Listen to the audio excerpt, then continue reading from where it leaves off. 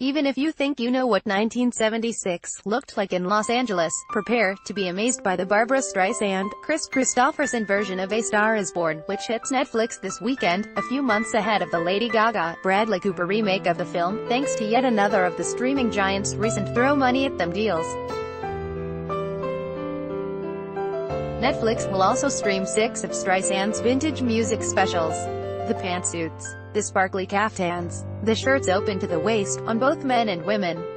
Streisand's wild curls, backlit pink and purple as she sings. The Kiana, a kind of silky nylon.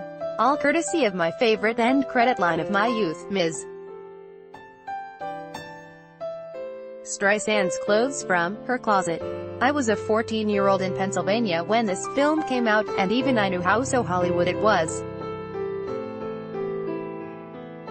One of its producers, John Peters, was a Rodeo Drive hairdresser who had become Streisand's boyfriend. He would later co-run Sony Pictures, where his pricey office Reno was just the beginning of his stormy, 2-year tenure.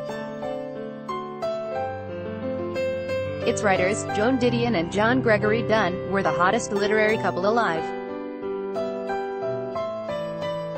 The music was produced by Phil Ramone, and written by Paul Williams, Leon Russell and Kenny Loggins.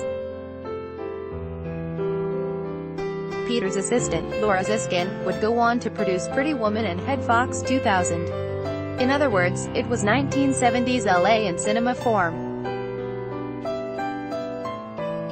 Subscribe to Classic Trailers, http://bit.ly/1u43. The version appearing on Netflix includes 2 new Streisand scenes, which boggles my mind, because the original cut was already 2 hours and 20 minutes long.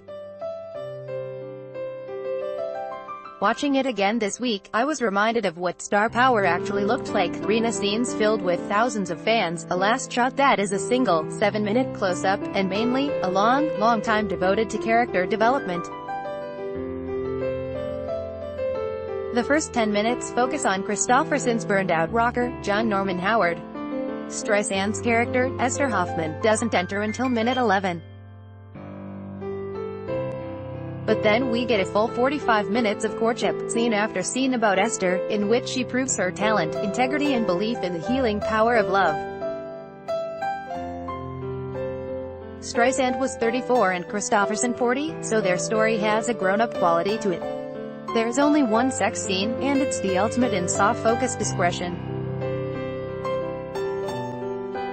Mostly there are looks.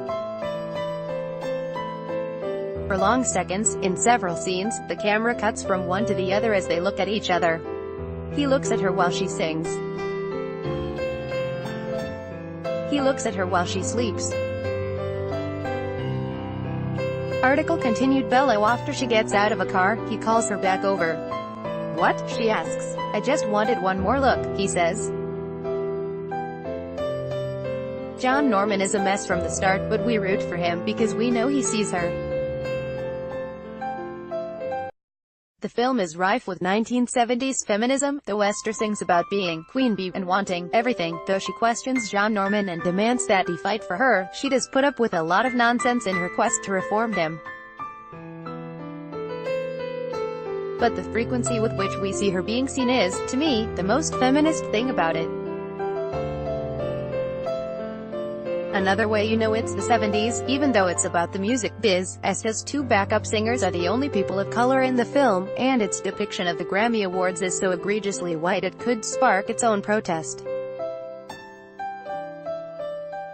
Johanna Schneller is a Toronto-based pop culture writer and a freelance contributor for The Star. Follow her on Twitter, @JoSchneller. Barbra Streisand and Kris Kristofferson play married singers in the 1976 remake of the classic drama A Star Is Born.